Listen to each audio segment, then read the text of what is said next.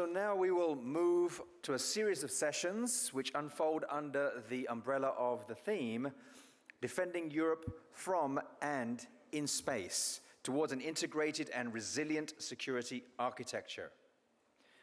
And this theme will serve as the common thread across the discussions that will soon follow. We begin with another in-conversation right here, this time between Lea Pavlovich at Logos Business Bridge Europe and Michael Schoellhorn, Chief Executive Officer of Airbus Defence and Space. Please welcome both of them to the stage. Yes. Please take your seat. Yeah, you're over there. Okay, well, it's great to be back up here and a tough act to follow, but an important voice of industry. Mike Schoellhorn, indeed, as you were presented, Chief Executive Officer for Airbus Defence and Space, you're responsible for the defense, space, and connected intelligence business. And before you embarked on quite a few senior positions at Bosch, BSH, and also within Airbus, you actually served in the German army as an officer and a helicopter pilot. So you definitely have that on-the-ground experience. Yeah. Is the mic? Yeah, there we go. Is that working? Yeah. Yes, excellent, yes. So I just want to, we're talking a lot about funding now, and certainly the ESA Ministerial Conference in Bremen was a significant success in terms of the turnout and contributions from member states. Does this align with, or what signal does this give that Europe is aligned with the global challenges in space? Well, I think taking the ministerial of ESA, but taking all the other signals that we've seen, I think the Commissioner just mentioned Germany and some other countries, how much money they're planning to invest into space. You take the plans of the Commission for the next MFF. So if you put all that together, I would say the importance of space and the importance of creating capabilities that we don't have in space today is recognized, and the money is put where the mouth is. So I'm very happy and grateful for that statement. Now it's about turning that into true capability as quickly as possible and giving means to the Commission, to the European citizens, but also to our warfighters in the different armies. Mm-hmm.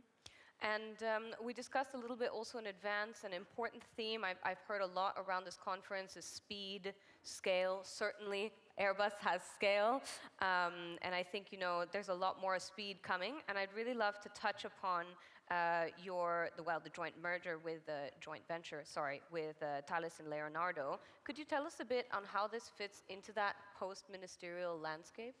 Yes. So yes, Airbus has a certain level of scale, but if we're honest and look around the globe, we're quite small. Okay. And even if you do a mental exercise and put that planned joint venture together, we're only going to be something like number 4 or 5 in the Western world. I'm only counting, let's say, NATO countries and like-minded countries now. So scale matters, as Starlink has demonstrated, and currently we don't have the scale in Europe. We have excellent capabilities. I don't think we need to hide behind and be ashamed. I mean, we can do things, some of which the Americans are still a bit advanced off, but by and large, we can match their capabilities. But what we have never been able is scaling to the degree that we need. And with everything that we've learned in recent years, from the war in Ukraine, from technology advancement, from everything that's needed, we need scale, we need resilience, we need numbers. And no one country and no one company, as we're currently existing, is capable of doing that. So that was the impetus, that was the reason why we started these discussions. Now we're waiting and seeing what the Commission will say about whether or not that's okay. But it is something that I personally think is inevitable if Europe wants to be where we should be in 10 years and not be crushed between large players from China, India, and the US.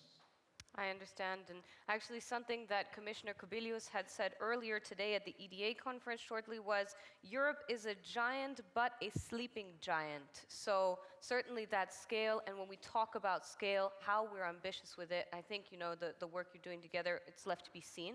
Hopefully that's approved well underway. I wanted to ask specifically on that, perhaps one of the questions lingering around it. What does competition mean, or competitiveness mean, in Europe, from Airbus's perspective? Well, it's obviously a delicate question. I'm not going to go into detail there because it's a running process, and everything I would say in a detail would not be appreciated. But I start with, take that image of the sleeping giant, or take that image of being a bit late to the party. The first notion I would say is the competition is global. While our antitrust laws are very much focused on Europe ourselves, I think what we've seen in the recent years is if we as Europeans only get busy with ourselves and don't look out the window, we should not be surprised that we get caught behind. So we need to create something that is competitive on a global scale. And that is also good for competition and for the choices that can be made in Europe. Because if we all get diminished, like it looked a few years ago, before all this spending was also made available, chances were that in a couple of years out, it would be very difficult to find European companies that can do something world-leading in the future. So I think it reflects back to then give better choices to Europe, to give better technology to Europe, to give better pricing for our customers, because of course part of this planned joint venture is to reduce our prices, to find synergies, to find cost reduction opportunities. And we're not integrating as SpaceX does fully vertically. We're not gobbling up everybody that is existing. We're going to be a large-scale integrator with a lot of room for other companies and SMEs and startups and everything else that we need in this ecosystem. Yeah, really building the ecosystem around. And do you have any announcement or any comments on some initiatives that you're doing there in tandem with the JV or complementary? What's your future in for that long-term planning for competitiveness? Well, it is a joint venture that is planned not as a defensive move to just reduce cost while that is part of the exercise. It is something that will enable us to tackle the big things that are ahead of us, whether that's IRIS², whether it's other important things, whether it's exploration, where Europe has to position itself in the future. What is our ambition in human spaceflight and exploration? All these things are things that are extremely demanding, and so we put the best that we see in Europe together. There's other good companies around, but and that is complementary in terms of what we can bring to the table.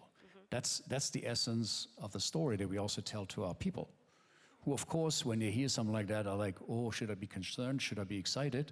And we're trying to explain that they can be very excited. I mean, there's a lot about the work that European Union is doing, but also companies on keeping that talent and skills alive. But I'm very mindful, this day has been about space defense. And we had some of the words from Benedicta earlier. Member states have a very different approach to threat analysis, but we have to have a unified idea. And in the words of Kubilius, the sleeping giant, space is definitely, as we know, a contested domain. We need space protection from and in space of our assets. And I would say, notably with the current geopolitical tensions, how does the industry pivot from that civilian programs to now supporting the military in space? When you ask me as the industry, I should probably say that I'm not only wearing my Airbus hat today, but at least I feel privileged and qualified to speak for the German aerospace industry as a whole, because I'm the president of BDLI, that's the German association. So if I speak for those companies as a whole, I would say we have been rallying for this view since quite some time. We have said to our politicians, guys, you need to recognize that this is a contested domain. It's a battlefield domain. The times when many politicians thought space is the place where Russians, Americans, and whoever else, Europeans, hold hands in space and sit in the ISS while that's still happening. It's not really the direction of travel. So, and then if we analyze where we are quite good in sensing. I quote a bit of what the space chiefs just recently said in the panel here. We're quite good at sensing. We're not quite as good in making sense of it always. We're okay, but I think that's something to be improved. And then in acting, we have a real gap. And if we take seriously that if you want to prevail in a contested domain, you need to think of your shield, obviously. You need to protect your assets, but you also need a sword. You need to be able to take your adversary out before they take you out. You need to exert deterrence.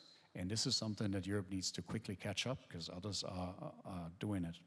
Could you elaborate a little bit more from the Airbus perspective on what does exert deterrence really mean? You mentioned shield. I'm keen to hear space shield. I know that that's an idea in the making, so you can't comment too much on it. But tell us a little bit about more concrete programs and projects. Well, I'm not going to tell you about concrete programs, but I'll tell you about some ideas.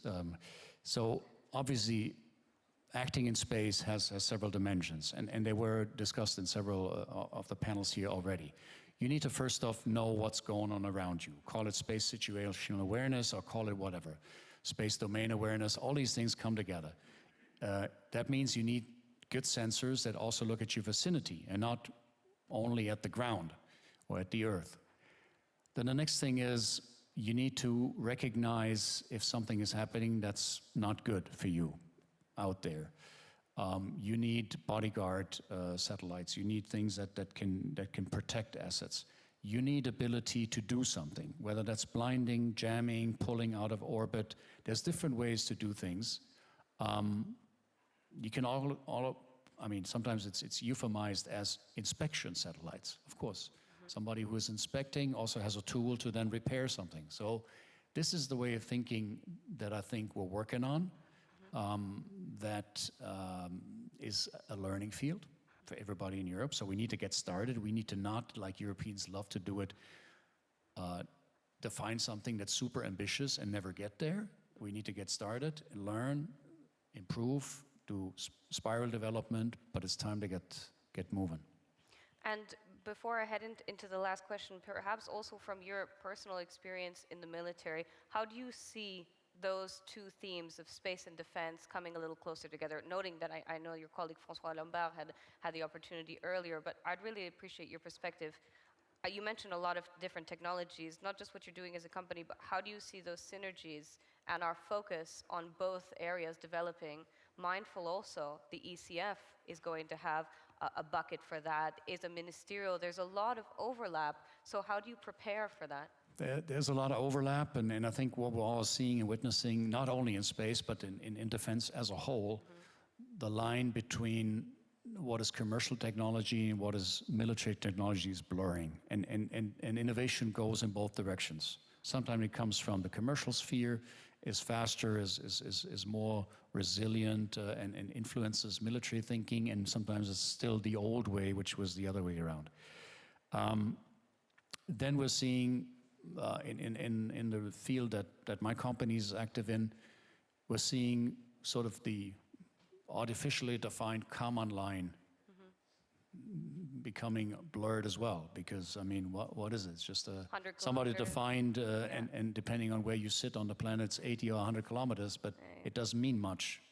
So I think we're seeing that becoming a more fluid domain between air and space. And then I think we need to acknowledge that sometimes, because things are dual use or military in nature, it also allows for a better protected way of developing things than the commercial sphere, where if you are behind, it's very difficult to catch up and you get crushed immediately and all that. So I think we need to also use all the money that's been now invested into defense to create positive ripple effects into commercial technology and help us catch up in some areas, whether it's digital, whether it's cyber, whether it's other things, including commercial space, to really get to the position that we need to get to. Yeah, I see the complementarity. Okay, and last question in one sentence, but don't worry, you can elaborate. What is the message for European policymakers here in Brussels today, from your point of view? As a message needs to be short Yeah. for it to be heard and memorized, like keep it short. Thank you. Thank you for coming to the table and making these funds available. Now it's up to industry to deliver, but between making the funds available and delivering stands smart definition of programs.